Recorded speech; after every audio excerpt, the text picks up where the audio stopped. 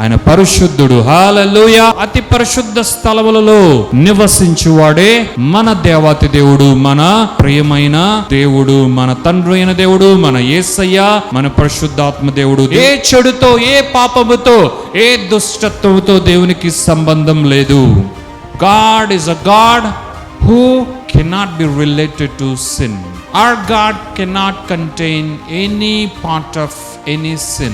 దేవునికి మహిమ కలుగును గాక.